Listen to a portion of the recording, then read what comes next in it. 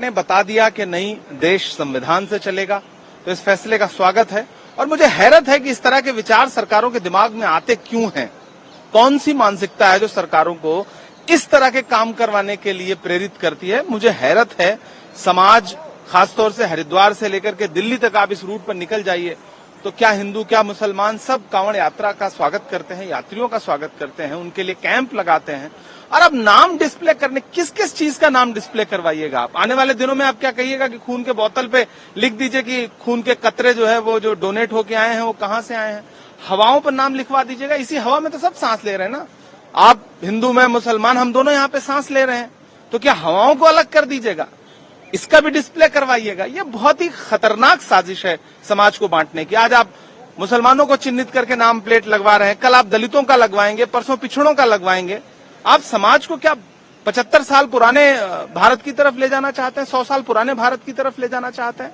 देश उत्तरोत्तर प्रगति कर रहा है, दुनिया प्रगतिशील हो रही है, आप पीछे की तरफ जा रहे हैं। बहुत ही गलत फैसला था। माननीय उच्चतम न्यायालय का शुक्रिया।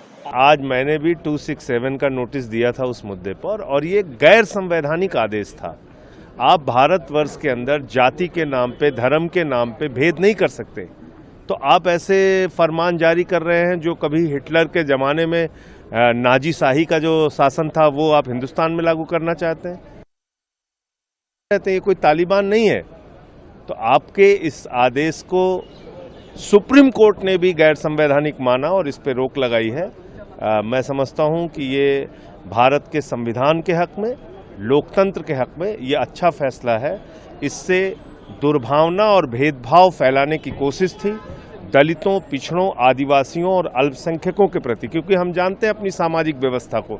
अगर कोई वाल्मीकि ढाबा लिख के बैठ जाएगा, कोई जाटो ढाबा लिख के बैठ, उसके यहाँ तो लोग खाना बंद कर देंगे। जो जिस प्रकार की राजनीति देश के अंदर चल रही है, मनुस्मृति जब पढ़ाने की बात हो रही है इस देश में, दिल्ली विश्वविद्यालय के अंदर, तो आप समझ सकते हैं कि भारत को किस ओर धकेलने की कोशिश हो रही है।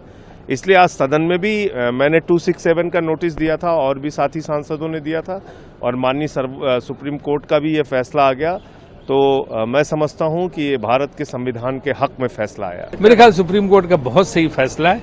इसका बहुत दूरगामी संदेश जाएगा और देश में जो एक समरसता है और जो सामाजिक एकता वो कायम होगी, और एक बेवजह का जो विवाद ये छेड़ा गया राजनीतिक फायदे के लिए, वो समाप्त हो जाएगा। तो मैं सुप्रीम कोर्ट का धन्यवाद करना चाहता हूँ कि उसने बहुत अच्छा जो है निर्णय अभी तक लिया है। सर, ये जो फैसला है फिलहाल स्टे, आपको लगता है कि सुप्रीम कोर्ट इस फैसले को आगे भी बरकरार रखेगा? वो जगह उन्होंने इनिशियली फैसला दिया है तो सोच समझ के दिया होगा। तो मुझे लगता है कि ये बहुत एक जो है सही और उचित कदम है जो सर्वोच्च न्यायालय ने लिया है। फैसला बहुत गलत था और मुझे खुशी है माननीय न्यायालय ने इस मामले को संज्ञान लेते हुए एक बहुत महत्वपूर्ण फैसला दिया है, क्योंकि माननीय न्यायालय इस बात को कभी नहीं देख सके देश के अंदर सांप्रदायिक सौहार्द बिगड़े, देश की जो संविधान की मूल भावना उसके विरुद्ध कोई काम हो।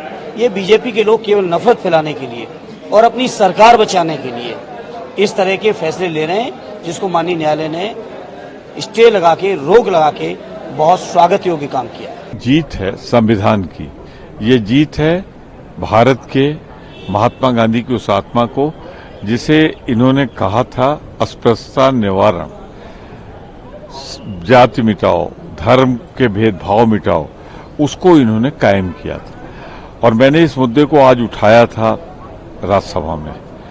तो सुप्रीम कोर्ट के इस फैसले का मैं स्वागत करता हूं। इसने संविधान की रक्षा की है। मैं सुप्रीम कोर्ट के इस निर्णय का बार बार स्वागत करता हूं।